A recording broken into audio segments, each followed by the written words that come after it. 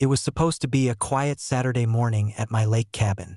My wife had just made coffee, and we were sitting on the porch, watching the mist rise off the water.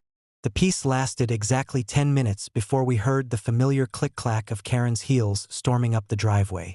She didn't even bother with a hello. She shoved a bright red HOA violation notice in my wife's face. "Your shed," Karen snapped. "It's out of compliance. Wrong paint color, wrong location, and it violates our rules." My wife raised an eyebrow. "Your rules? Lady, we're not even in your HOA." Karen smirked, arms crossed. "Doesn't matter. All properties in this neighborhood fall under our authority. That's how it works.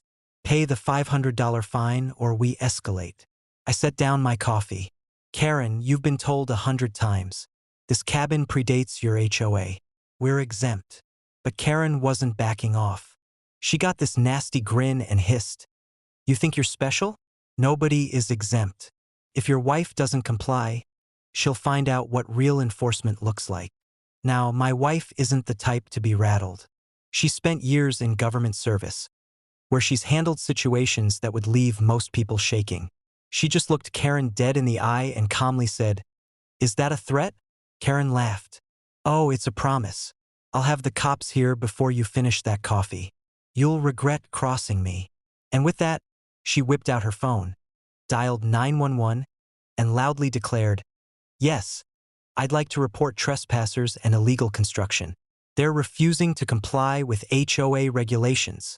We just sat back, sipping our coffee, while Karen paced and bragged on the phone. "They'll be arrested. You'll see," she sneered. 20 minutes later, a sheriff's cruiser pulled up. Karen practically skipped to the officer, waving her clipboard like a victory flag. "Thank God you're here," she shrieked. "These criminals are building illegally. Find them, arrest them, whatever you have to do." The deputy walked over to us first. "Afternoon, folks. We got a call." But before he could finish, my wife stood, reached into her bag, and calmly handed over a leather wallet.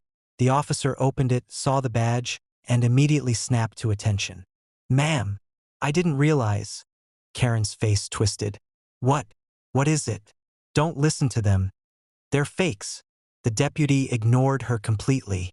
He looked back at my wife and asked, "Do you need me to stay, ma'am? Or would you prefer this handled higher up?" Karen froze. What do you mean higher up? She's just a..." My wife smiled sweetly. "That won't be necessary. But do make a note of this harassment call." The deputy nodded, handed her badge back with respect, and turned to Karen. "Ma'am, I'm going to advise you very strongly to stop filing false reports. Do it again, and you'll be the one leaving in cuffs." Karen's jaw dropped.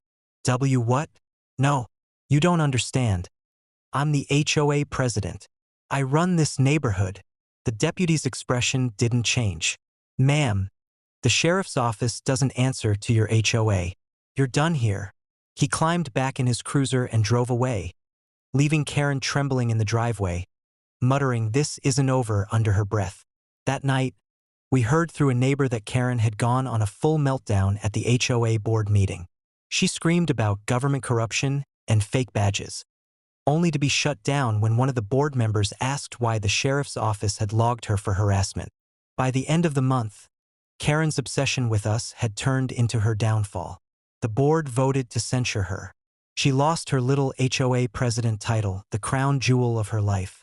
And us? We kept enjoying our coffee by the lake, smiling every time we saw her shuffle by, clipboard gone, power stripped away. She thought she could intimidate us with a $500 fine. Instead, she exposed herself in front of the law and lost the only thing she ever had, her illusion of control.